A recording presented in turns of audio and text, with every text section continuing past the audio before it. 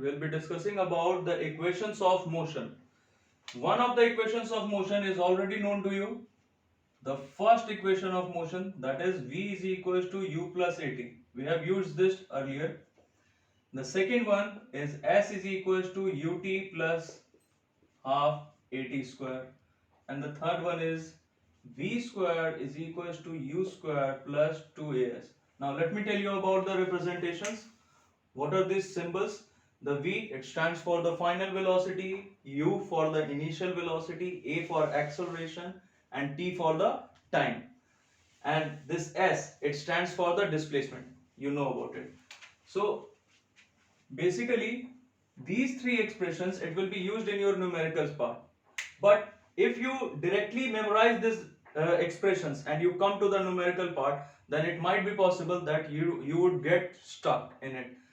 So I'll let you know that from where does this expressions come, what is the origin of it, so that if you know about the origin of the expression, that from where does it come, then you won't be stuck in any of the numericals. You would have the concept that how to apply this. So basically you already know about the graphical representation of any of the graphs, that is displacement time graph, velocity time graph, acceleration time graph. Here we'll be using the velocity versus time graph to deduce these expressions. So velocity time graph, in this part we represent the velocity along the y-axis, time along the x-axis.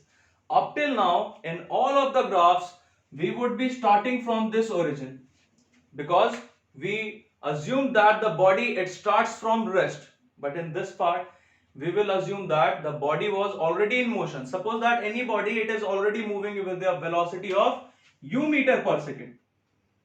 This is the magnitude of velocity. So the body was initially moving, it was already moving from the very beginning, it was not at rest. So the body was initially moving with a uniform velocity of u meter per second. After some interval of time, it starts to accelerate.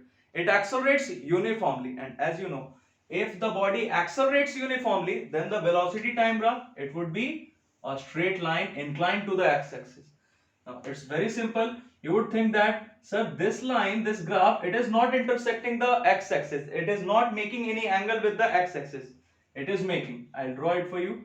Suppose I produce this x-axis, something like this, then, and produce this also. What do we see here? When we produce this graph in backward direction, it makes an angle with the produced x-axis. We draw a line parallel to the x-axis here. So obviously if this angle is theta, then this angle will also be theta. This line, it is parallel to the x-axis. We have drawn a line parallel to the x-axis. So this angle and this angle, they will be corresponding angles and they will be equal to each other. This is simple mathematics. Now suppose that the body, it had the initial velocity of u meter per second, and after some interval of time it has attained a final velocity of v meter per second.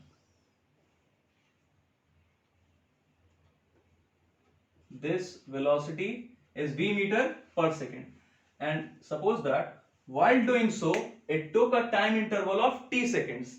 Initially at 0 seconds, whenever we use the term 0 seconds, the time is 0 seconds. It doesn't mean time can never be 0. But if I say that the time here is 0, what does it mean?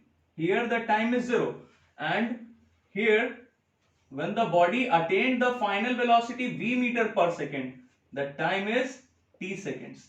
So the time 0, whenever we say that the time is 0, it means that we have started to observe the motion from this instant only. So here the time is 0, and after the time has passed, when the time has come from t equals to 0 to t seconds, so after t seconds the body has attained a final velocity of v meter per second. From u meter per second it has increased to v meter per second. Now I'll rub this part. What we have to do, with the help of this graph, we have to deduce this expression, these three expressions.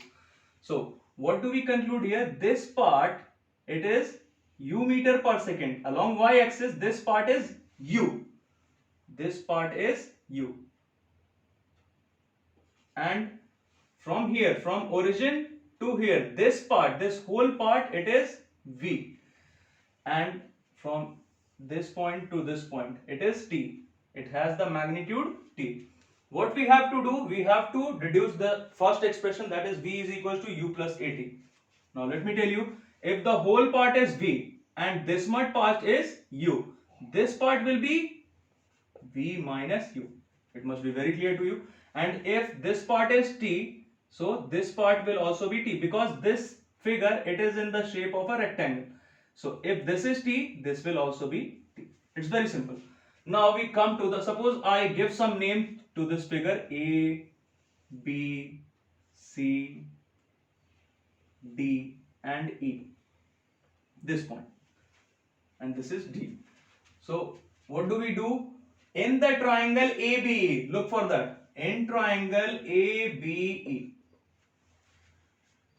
if you find the slope, that is tan theta. If you find the slope, then what will you get? You will get the perpendicular by base. And by finding the slope, if you want to find the acceleration, I told you earlier, with the help of velocity time graph, if you want to find the acceleration, what will you do? I'll write it here. Acceleration. For finding the acceleration, you will find the slope. Slope of what? Slope of the graph, slope of this line. And to find the slope, what will you do? You will find tan theta. As the theta is not known to us here, but you know that tan theta, it is equals to perpendicular by base. That is AB by BE. So what is the acceleration here? It is m, that is the slope, and slope is found by the ratio AB by BE. AB is known to you, that is V minus U, by BE, it is also known to you, that is T. So the acceleration, obviously acceleration, it is denoted by A. So acceleration is equals to V minus U by T. Now you can cross multiply it. AT is equals to V minus U and V is equals to U plus AT. So this was the first equation of motion. We have already derived it. Now we move to the next part. This was the first one. Now we move to the next part. The second one. The second derivation. That is about S is equals to ut plus half at square. For this, as you know, if the velocity time graph is given to us and we have to find the displacement, then what do we do? As the displacement is equals to v into t, that is in the product form. I told about this to you earlier. It is in the product form. It means to find the displacement from this graph, we have to find the area. Area of this figure, that is the figure enclosed between the graph and the x-axis. So we have this figure that is in the shape of a trapezium. So in order to find the displacement, that is S, what do? We find the area of trapezium. Which trapezium? A, C, D, E. Trapezium A, C, D, E. Very simple it is. As you can see here, the trapezium A, C, D, E, it can be divided in two shapes, in the shape of a rectangle and a triangle.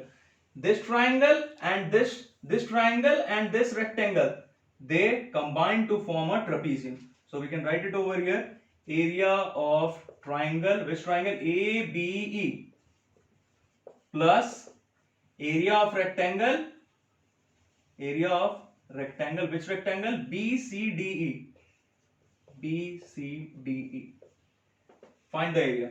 Area of ABE, what will it be? Half into base, that is T, into height, that is, I'll directly write the value of height, that is, this height is V minus U, plus area of the rectangle BCD. As you can see here, length is T, and what about the breadth? This is the breadth, this is U. So it will be length, that is T, multiplied by breadth, that is U.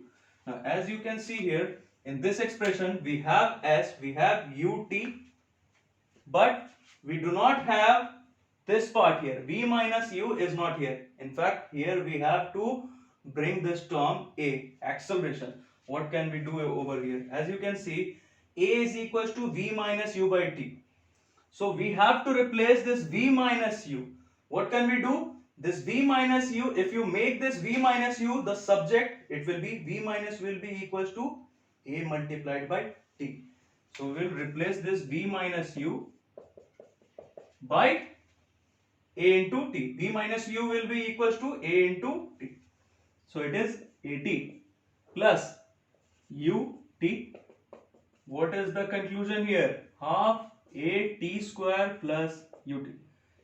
It is the displacement. It is s. So it was the second equation of motion. I think it must be very clear to you. Now we move to the next part. This was the second equation of motion. Now we move to the next part.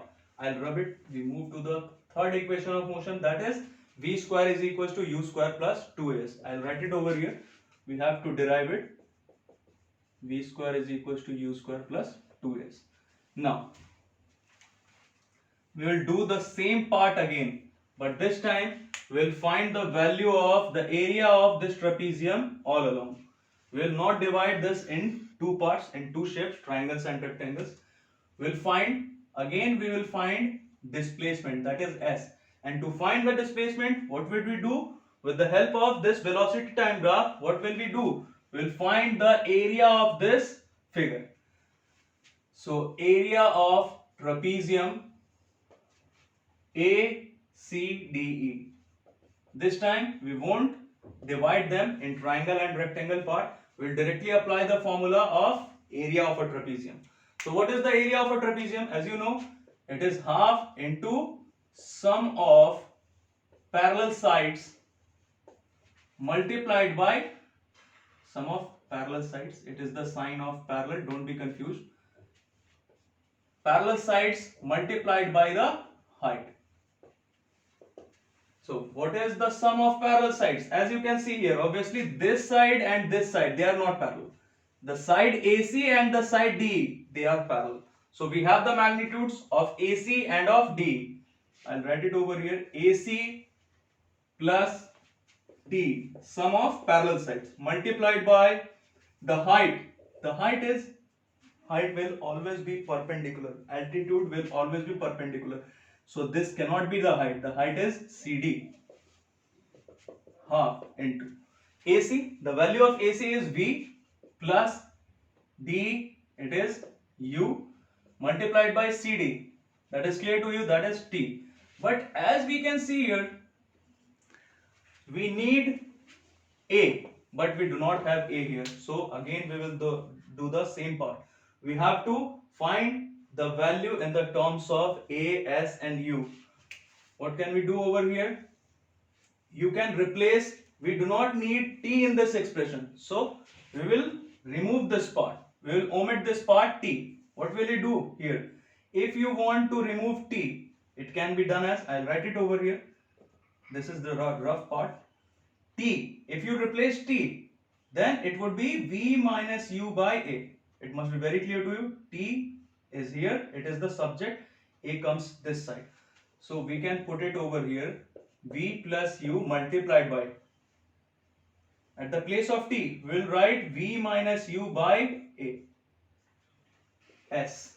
S is equals to A plus B. V plus U, V minus U. A plus B into A minus B. It is known to you, A square minus B square. V square minus U square. That is A square minus B square. By A. What do we conclude here? I'll rub this part.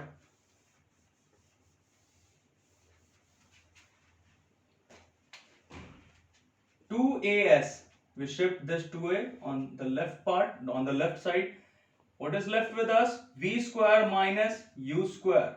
Now what do we get? V square is equal to U square will come on this side, left hand side. V square is equal to U square plus 2AS. So this was our third part.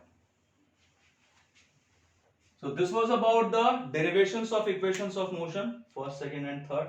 with the help of these derivations, it would be very clear to you that how do you apply these expressions in the numerical part.